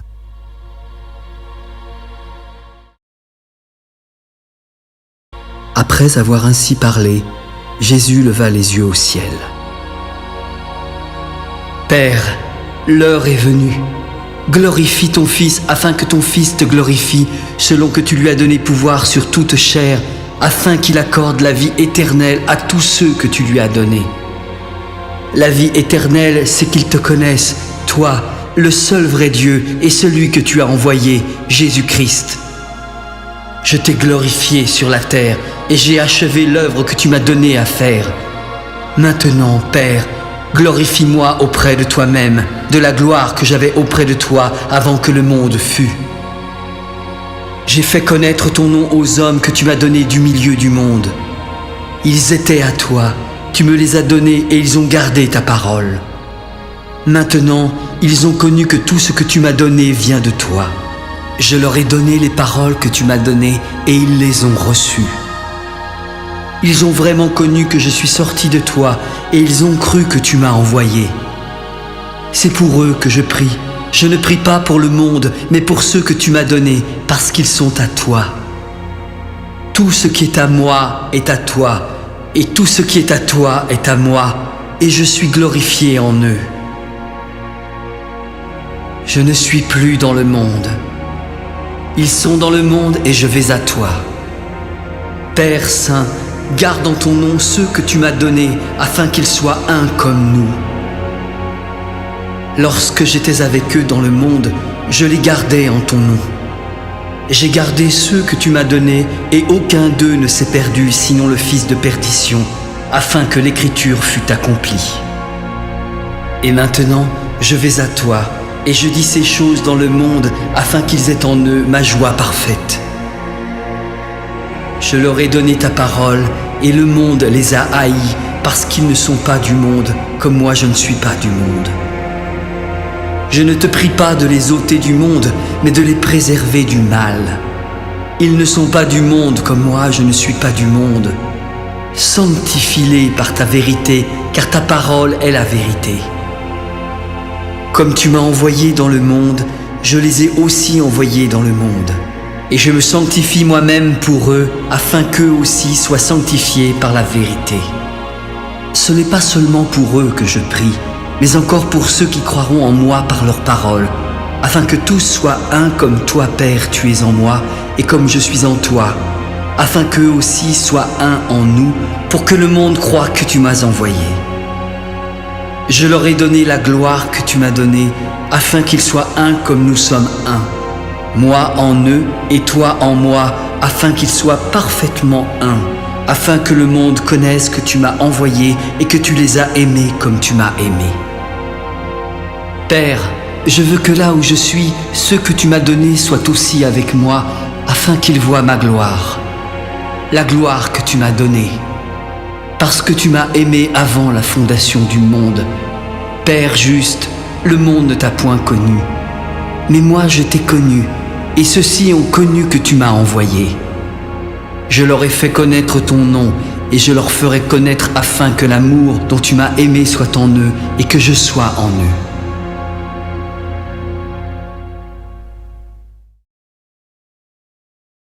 Lorsqu'il eut dit ces choses, Jésus alla avec ses disciples de l'autre côté du torrent du Cédron, où se trouvait un jardin dans lequel il entra, lui et ses disciples. Judas, qui le livrait, connaissait ce lieu parce que Jésus et ses disciples s'y étaient souvent réunis. Alors Judas, ayant pris la cohorte et les huissiers qu'envoyèrent les principaux sacrificateurs et les pharisiens, vint là avec des lanternes, des flambeaux et des armes. Jésus, sachant tout ce qui devait lui arriver, s'avança. « Qui cherchez-vous » ?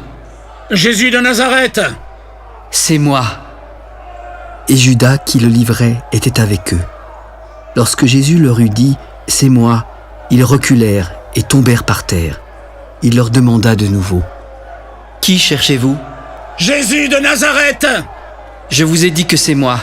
Si c'est moi que vous cherchez, laissez aller ceci. » Il dit cela afin que s'accomplît la parole qu'il avait dite.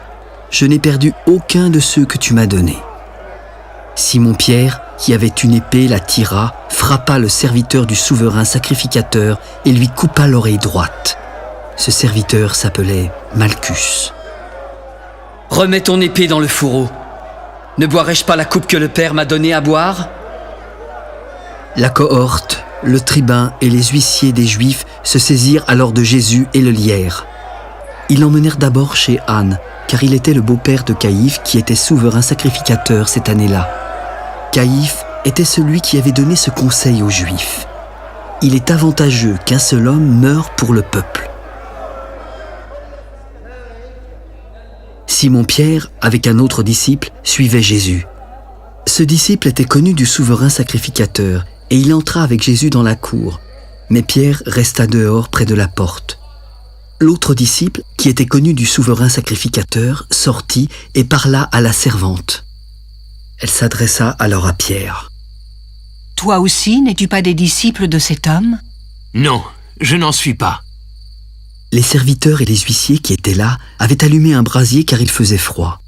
Pierre se tenait avec eux et se chauffait. Le souverain sacrificateur interrogea Jésus sur ses disciples et sur sa doctrine. « J'ai parlé ouvertement au monde. J'ai toujours enseigné dans la synagogue et dans le temple où tous les Juifs s'assemblent et je n'ai rien dit en secret. Pourquoi m'interroges-tu ? Interroge sur ce que je leur ai dit à ceux qui m'ont entendu. Ceux-là savent ce que j'ai dit. » À ces mots, un des huissiers qui se trouvait là donna un soufflet à Jésus. « Est-ce ainsi que tu réponds au souverain sacrificateur ?»« Si j'ai mal parlé, dis-moi ce que j'ai dit de mal. Et si j'ai bien parlé, pourquoi me frappes-tu » Anne l'envoya lié à Caïphe, le souverain sacrificateur. Simon-Pierre était là et se chauffait. « Toi aussi, n'es-tu pas de ses disciples ?» ?»« Non, non, je n'en suis pas. » Un des serviteurs du souverain sacrificateur, parent de celui à qui Pierre avait coupé l'oreille, lui dit « Ne t'ai-je pas vu avec lui dans le jardin ?» Pierre le nia de nouveau et aussitôt le coq chanta. C'était le matin et ils conduisirent Jésus de chez Caïphe au prétoire. Ils n'entrèrent pas eux-mêmes dans le prétoire afin de ne pas se souiller et de pouvoir manger la Pâque. Pilate sortit donc pour aller avec eux. « Quelle accusation portez-vous contre cet homme ?»« Si ce n'était pas un malfaiteur, nous ne te l'aurions pas livré. » »« Prenez-le vous-même et jugez-le selon votre loi. » »« Il ne nous est pas permis de mettre personne à mort. » C'était afin que s'accomplît la parole que Jésus avait dite, lorsqu'il indiqua de quelle mort il devait mourir. « Jésus, es-tu le roi des Juifs ?» Est-ce de toi-même que tu dis cela, ou d'autres te l'ont-ils dit de moi ? Moi, suis-je juif ? Ta nation et les principaux sacrificateurs t'ont livré à moi. Qu'as-tu donc fait ? Mon royaume n'est pas de ce monde. Si mon royaume était de ce monde, mes serviteurs auraient combattu pour moi, afin que je ne fusse pas livré aux Juifs. Mais maintenant mon royaume n'est point d'ici-bas. Ainsi tu es roi. Tu le dis, je suis roi. Je suis né et je suis venu dans le monde pour rendre témoignage à la vérité. Quiconque est de la vérité écoute ma voix. Qu'est-ce que la vérité ? Après avoir dit cela, il sortit de nouveau pour aller vers les Juifs. Je ne trouve en lui aucun crime. Mais comme c'est parmi vous une coutume que je vous relâche quelqu'un à la fête de Pâques, voulez-vous que je vous relâche le roi des Juifs ? Alors de nouveau tous s'écrièrent « Non, pas lui, mais Barabbas !» Or, Barabbas était un brigand. Alors Pilate prit Jésus et le fit battre de verges. Les soldats tressèrent une couronne d'épines qu'ils posèrent sur sa tête et ils le revêtirent d'un manteau de pourpre. Puis, s'approchant de lui en lui donnant des soufflets, « Salut, roi des Juifs !» Pilate sortit de nouveau. « Voici, je vous l'amène dehors afin que vous sachiez que je ne trouve en lui aucun crime. » Jésus sortit en portant la couronne d'épines et le manteau de pourpre. Et Pilate leur dit « Voici l'homme !» Lorsque les principaux sacrificateurs et les huissiers le virent, ils s'écrièrent « Crucifie-le ! Crucifie-le !» « Prenez-le vous-même et crucifiez-le, car moi je ne trouve point de crime en lui. » « Nous avons une loi, et selon notre loi, il doit mourir parce qu'il s'est fait fils de Dieu. » Quand Pilate entendit cette parole, sa frayeur augmenta. Il entra dans le prétoire et questionna Jésus. « D'où es-tu? Pourquoi ne me parles-tu pas? Ne sais-tu pas que j'ai le pouvoir de te crucifier et que j'ai le pouvoir de te relâcher? » Tu n'aurais sur moi aucun pouvoir s'il ne t'avait été donné d'en haut. C'est pourquoi celui qui me livre à toi commet un plus grand péché. Dès ce moment, Pilate cherchait à le relâcher, mais les Juifs criaient « Si tu le relâches, tu n'es pas un ami de César, car quiconque se fait roi se déclare contre César. » Pilate, ayant entendu ces paroles, amena Jésus dehors. Jésus s'assit sur le tribunal au lieu appelé du pavé, en hébreu Gabbatha. C'était la préparation de la Pâque et environ la 6e heure. Pilate s'adressa aux Juifs. « Voici votre roi. » « Crucifie-le! Crucifie-le !»« Pourquoi crucifierais-je votre roi? » « Nous n'avons de roi que César !» Alors il le leur livra pour être crucifié. Ils prirent donc Jésus et l'emmenèrent. Jésus, portant sa croix, arriva au lieu dit du crâne, qui se nomme en hébreu Golgotha. C'est là qu'il fut crucifié et 2 autres avec lui, un de chaque côté et Jésus au milieu. Pilate fit une inscription qu'il plaça sur la croix et qui était ainsi conçue. Jésus de Nazareth, roi des Juifs. Le lieu où Jésus fut crucifié était près de la ville et beaucoup de Juifs lurent cette inscription. Elle était en hébreu, en grec et en latin. Les principaux sacrificateurs des Juifs dirent à Pilate : « N'écris pas roi des Juifs, mais écris qu'il a dit « Je suis le roi des Juifs !» Ce que j'ai écrit, je l'ai écrit. Les soldats, après avoir crucifié Jésus, prirent ses vêtements. Ils en firent 4 parts, une pour chaque soldat. Ils prirent aussi sa tunique qui était sans couture, d'un seul tissu depuis le haut jusqu'en bas, et ils se dirent entre eux : « Ne la déchirons pas, mais tirons au sort à qui elle sera. » Cela arriva afin que s'accomplisse cette parole de l'Écriture. Ils se sont partagés mes vêtements, et ils ont tiré au sort ma tunique. Près de la croix de Jésus se tenaient sa mère et la sœur de sa mère, Marie, femme de Clopas, et Marie de Magdala. Jésus, voyant sa mère et auprès d'elle le disciple qu'il aimait, lui dit : « Femme, voilà ton fils. » Puis il dit au disciple : « Voilà ta mère. » Et dès ce moment, le disciple la recueillit chez lui. Puis Jésus, qui savait que tout était déjà consommé, dit afin que l'Écriture fût accomplie : « J'ai soif. » Il y avait là un vase plein de vinaigre. Les soldats en remplirent une éponge et l'ayant fixée à une branche d'hysope, ils l'approchèrent de sa bouche. Quand Jésus eut pris le vinaigre, il dit : « Tout est accompli. » Et, baissant la tête, il rendit l'esprit. Dans la crainte que les corps ne restassent sur la croix pendant le sabbat, car c'était la préparation et ce jour de sabbat était un grand jour, les Juifs demandèrent à Pilate qu'on rompît les jambes aux crucifiés et qu'on les enlevât. Les soldats vinrent donc et rompirent les jambes au premier, puis à l'autre qui avait été crucifié avec lui. S'étant approchés de Jésus et le voyant déjà mort, ils ne lui rompirent pas les jambes, mais un des soldats lui perça le côté avec une lance, et aussitôt il sortit de son corps du sang et de l'eau. Celui qui l'a vu en a rendu témoignage, et son témoignage est vrai. Il sait qu'il dit vrai afin que vous croyiez aussi. Ces choses sont arrivées afin que l'Écriture fût accomplie. Aucun de ces os ne sera brisé. Et ailleurs, l'Écriture dit encore : ils verront celui qu'ils ont percé. Après cela, Joseph d'Arimathée, qui était disciple de Jésus, demanda en secret, par crainte des Juifs, à Pilate la permission de prendre le corps de Jésus. Pilate l'ayant permis, il vint et prit le corps. Nicodème, qui auparavant était allé de nuit vers Jésus, vint aussi apportant un mélange d'environ 100 livres de myrrhe et d'aloès. Ils prirent donc le corps de Jésus et l'enveloppèrent de bandes avec les aromates, comme c'est la coutume d'ensevelir chez les Juifs. Il y avait un jardin dans le lieu où Jésus avait été crucifié, et dans ce jardin, un sépulcre neuf où personne encore n'avait été mis. Ce fut là qu'ils déposèrent Jésus, à cause de la préparation des Juifs et parce que le sépulcre était proche.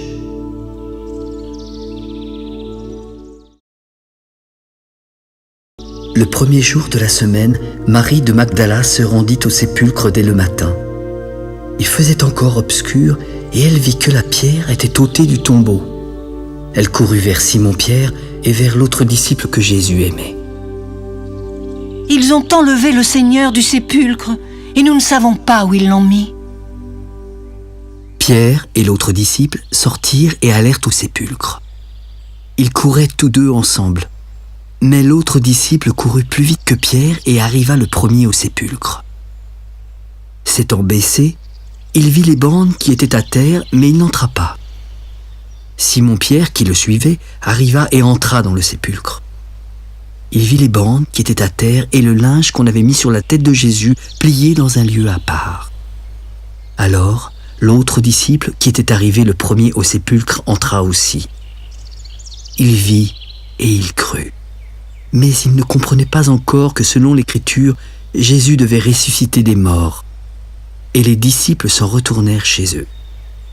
Cependant, Marie se tenait dehors près du sépulcre et pleurait. Tout en pleurant, elle se baissa pour regarder dans le tombeau.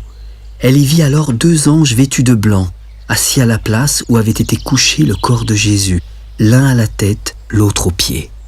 « Femme, pourquoi pleures-tu » ? « Parce qu'ils ont enlevé mon Seigneur et je ne sais pas où ils l'ont mis. » En disant cela, elle se retourna et vit Jésus debout, sans savoir que c'était Jésus, car elle le prenait pour le jardinier. « Femme, pourquoi pleures-tu ? Qui cherches-tu » ? « Seigneur, si c'est toi qui l'as emporté, dis-moi où tu l'as mis et je le prendrai. »« Marie ?»« Maître !»« Ne me touche pas, car je ne suis pas encore monté vers mon Père. Mais va trouver mes frères et dis-leur que je monte vers mon Père et votre Père, vers mon Dieu et votre Dieu. » Marie de Magdala alla annoncer aux disciples qu'elle avait vu le Seigneur et qu'il lui avait dit ces choses. Le soir de ce jour, qui était le premier de la semaine, les portes du lieu où se trouvaient les disciples étaient fermées à cause de la crainte qu'ils avaient des Juifs. Jésus vint, se présenta au milieu d'eux. « La paix soit avec vous. » Et quand il eut dit cela, il leur montra ses mains et son côté. Les disciples furent dans la joie en voyant le Seigneur. « La paix soit avec vous. Comme le Père m'a envoyé, moi aussi je vous envoie. » Après ces paroles, il souffla sur eux. « Recevez le Saint-Esprit. Ceux à qui vous pardonnerez les péchés, ils leur seront pardonnés. Et ceux à qui vous les retiendrez, ils leur seront retenus. » Thomas, appelé Didyme, l'un des 12, n'était pas avec eux lorsque Jésus vint. Les autres disciples lui dirent donc : « Thomas, nous avons vu le Seigneur !» « Si je ne vois pas dans ses mains la marque des clous, si je ne mets pas mon doigt dans la marque des clous, et si je ne mets pas ma main dans son côté, je ne le croirai pas. » 8 jours après, les disciples de Jésus étaient de nouveau dans la maison, et Thomas se trouvait avec eux. Jésus vint et se présenta au milieu d'eux. « La paix soit avec vous. » « Thomas, avance ici ton doigt et regarde mes mains. Avance aussi ta main et mets-la dans mon côté. Ne sois pas incrédule, mais crois. »« Mon Seigneur et mon Dieu !» Parce que tu m'as vu, tu as cru. Heureux ceux qui n'ont pas vu et qui ont cru. » Jésus a fait encore en présence de ses disciples beaucoup d'autres miracles qui ne sont pas écrits dans ce livre. Mais ces choses ont été écrites afin que vous croyiez que Jésus est le Christ, le Fils de Dieu, et qu'en croyant, vous ayez la vie en son nom. Après cela, Jésus se montra encore aux disciples sur les bords de la mer de Tibériade. Et voici de quelle manière il se montra. Simon-Pierre, Thomas, appelé Didyme, Nathanaël de Cana en Galilée, les fils de Zébédée et 2 autres disciples de Jésus étaient ensemble. Simon-Pierre leur dit : « Je vais pêcher. Nous allons aussi avec toi. » Ils sortirent et montèrent dans une barque, Mais cette nuit-là, ils ne prirent rien. Le matin étant venu, Jésus se trouva sur le rivage, mais les disciples ne savaient pas que c'était lui. « Enfants, n'avez-vous rien à manger ? Hélas, non. Jetez le filet du côté droit de la barque et vous trouverez. » Ils le jetèrent, mais ils ne pouvaient plus le retirer à cause de la grande quantité de poissons. Alors, le disciple que Jésus aimait dit à Pierre : « C'est le Seigneur !» Dès que Simon-Pierre eut entendu que c'était le Seigneur, il mit son vêtement et sa ceinture, car il était nu, et se jeta dans la mer.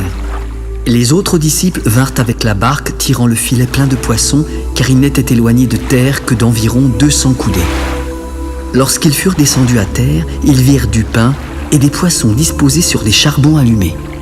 « Apportez des poissons que vous venez de prendre. » Simon-Pierre monta dans la barque et tira à terre le filet plein de 153 grands poissons. Et quoi qu'il y en eût tant, le filet ne se rompit point. « Venez et mangez. » Et aucun des disciples n'osait lui demander qui il était, sachant que c'était le Seigneur. Jésus s'approcha, prit le pain et leur en donna. Il fit de même du poisson. C'était déjà la 3e fois que Jésus se montrait à ses disciples depuis qu'il était ressuscité des morts.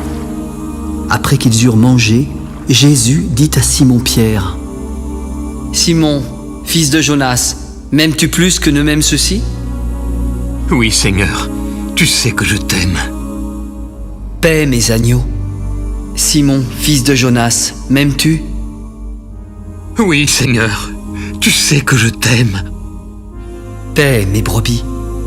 Simon, fils de Jonas, m'aimes-tu ? » »« Seigneur, tu sais toutes choses, tu sais que je t'aime. » »«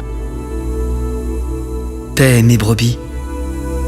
En vérité, je te le dis, quand tu étais plus jeune, tu t'habillais toi-même et tu allais où tu voulais.